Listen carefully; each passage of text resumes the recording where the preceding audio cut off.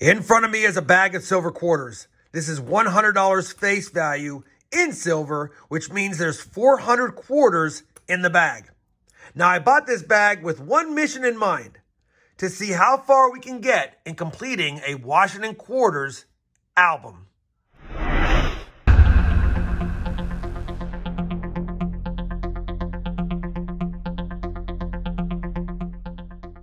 Hey everyone, it's RobFindsTreasure. Welcome back to my channel. In yesterday's video, I pointed out that I bought a bag of silver quarters, and I said I wanted to do a hunt and fill of just doing these quarters to see how far we can get in completing a Washington Quarters album. Now, I have no idea what's in this bag other than the fact that it should be all Washington quarters, but I will tell you, when I was editing yesterday's video, I did notice an SLQ or two in here, so there could be some other types of quarters in here, so maybe it's not exactly $100 in face value, but it should be pretty close. Anyway, many of you have been asking for me to do a hunt and fill from a junk silver purchase, and I figured quarters would be a fun one to start with, A, because I like stacking quarters, and B, there's not a lot of tougher dates to get. There are some tougher dates, but not a lot. I don't expect to have a 32 DRS, the key dates, in here, and there's probably going to be a handful of other dates that have low mintages that I'm not going to find either, but it'd be fun to see how far we get on this. Now, I will tell you, I went ahead and already put in the 1965, 66, and 67 clad quarters in here that I had in rolls in my collection, mainly because I wanted to go ahead and get those started. Now, I'll give you guys a better look at the book once we get this done, but my first mission is to dump all these out, and once I have them dumped out, obviously, we got to sort them by decade first. So I'll have my 30s, 40s, 50s, and 60s. And then once we've done that, we'll delve into it deeper. Now, I will say that I will be looking for varieties as well. So we will be taking a look for any double die obverses, double die reverses, maybe a few type B and type C reverses if we can find them. And of course, some of the better RPMs if we have those. Now, most of these are going to be in heavily circulated condition. So after I get them segregated by year and mint, I will choose the best ones to put in the book, although I don't expect to see anything super nice in this bag. All right, we've set the stage. Let's go ahead and dump out the bag, and then let's take a look and see what we've got.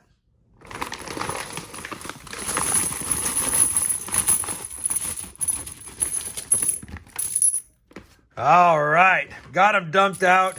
Man, they always look like there's more in the bag after they get dumped out of the bag, if that makes sense. And I will tell you, like I said, there are a few SLQs in here, so this $100 face value bag might be a little bit less than $100 face of Washington quarters to compare to the book, but we'll separate those as we find them. All right, now that we got them dumped out, I've got to go through them and get them sorted by decade first. And after I have that, I'll bring you back with a little look at what we have for every decade.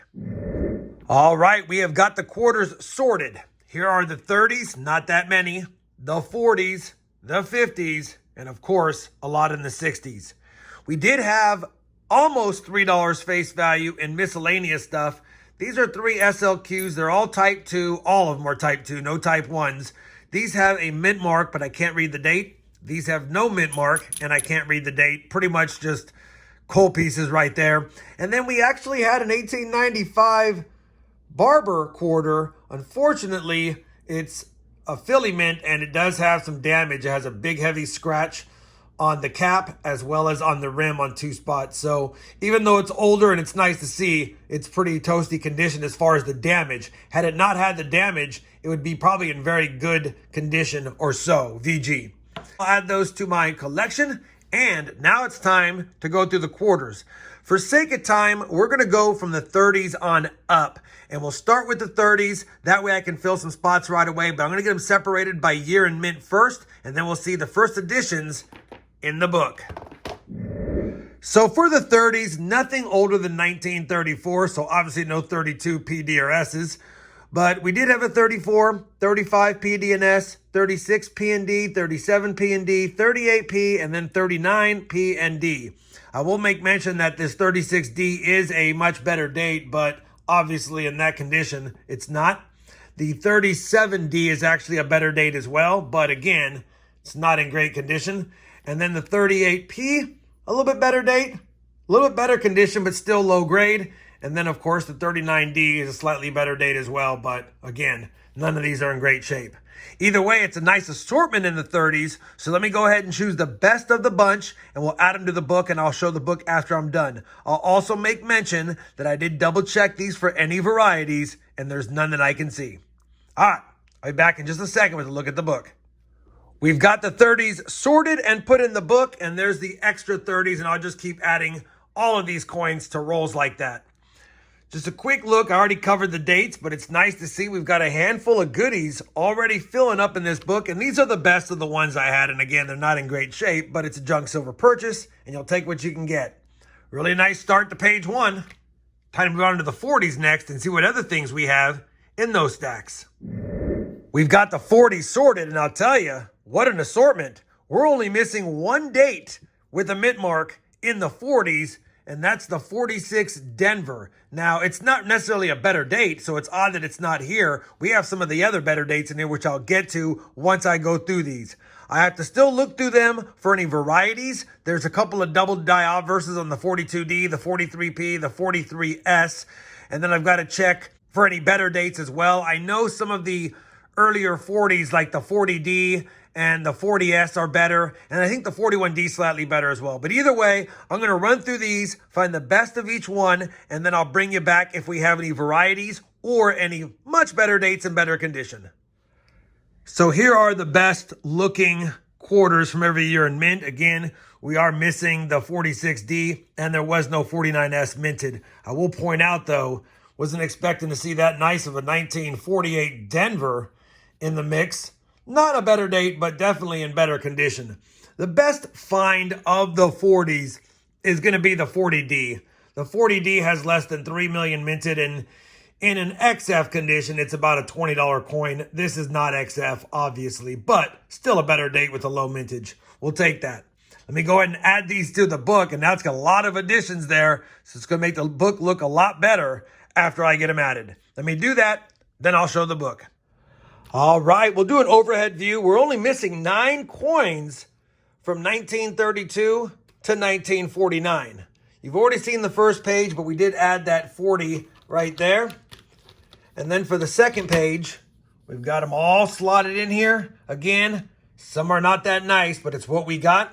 Only missing 1 on the second page so far.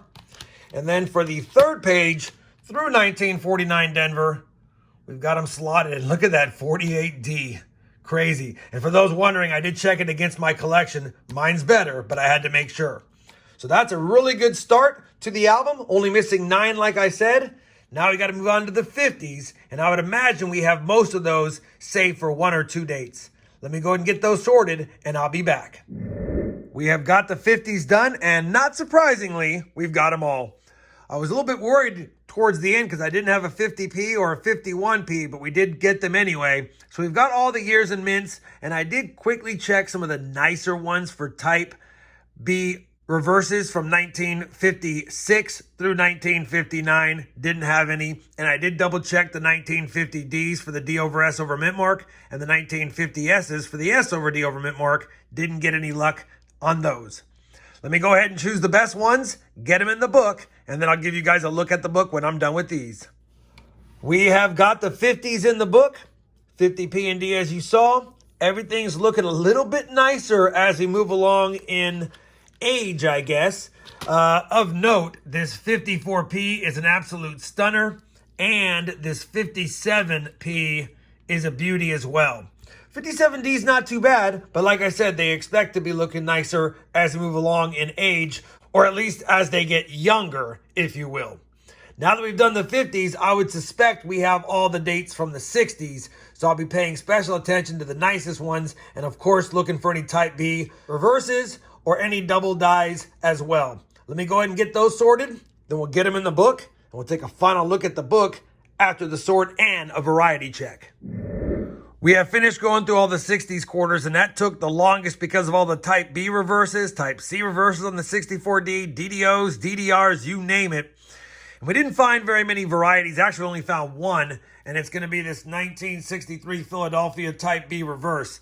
Now, I have a video on that type of reverse in one of my BU quarter hunts, but for those that are unfamiliar with it, They use the proof reverse die, and some of the markers are a bigger space between E and S and states.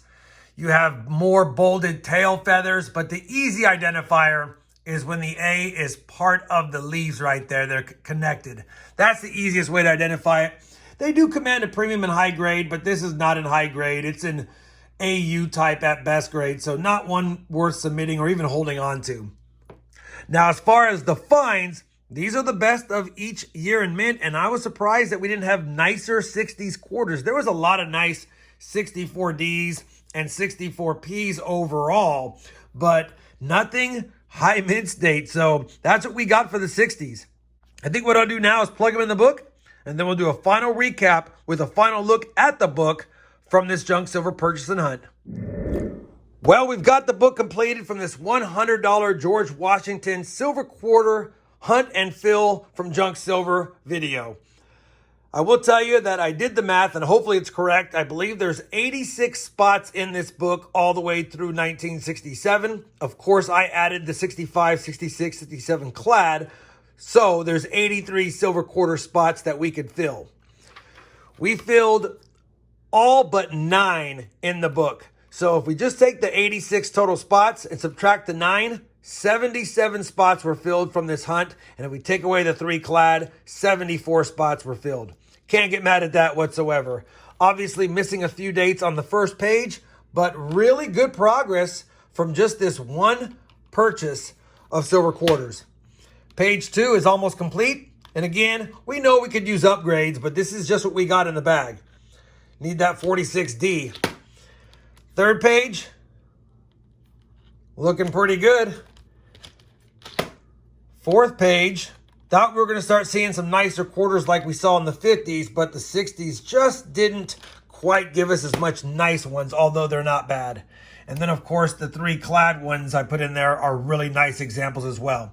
I was tempted to continue on with the book and add in the other dates, but I don't want to mess it up. I just want to leave it like this for now, and it's just clad. We don't need to put those in there.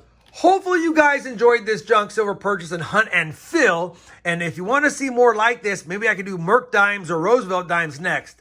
Let me know in the comments down below if you do enjoy this, because if you do, I'll do more like it. And if you do, I'd appreciate that thumbs up. And as always, everyone, happy hunting and thanks for watching.